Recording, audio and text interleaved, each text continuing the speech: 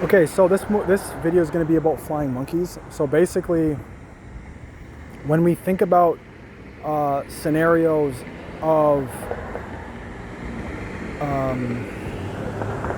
and by the way, I didn't make the name, but basically, flying monkeys are pretty much anybody that the covert narcissist has talked to make them feel somewhat obligated to help them correct a situation.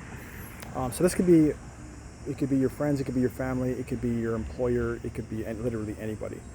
And they do this by just creating suggestions. So they can say something like, oh, I'm really worried about John, or I'm really worried about Steven because, they've been acting kind of weird lately. Or I really feel like John might be a danger to himself. Or I'm really worried about certain people.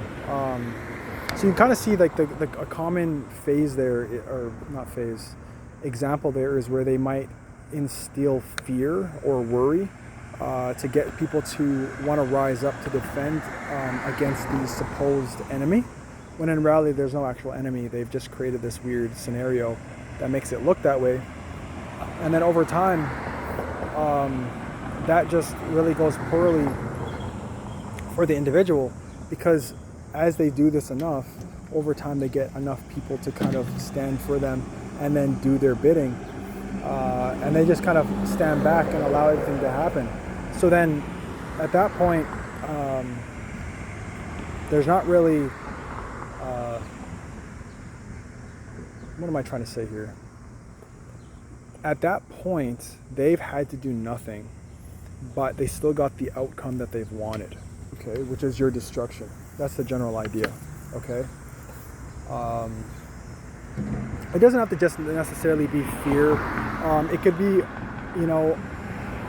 playing the victim. So they could be like, oh, John came at me the other day, or I really feel worried for my safety, or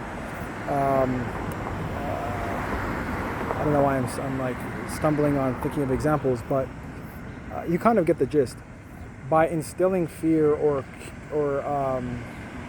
a type of danger into people's minds, you create people that want to defend and help out, so that the perpetrator is obviously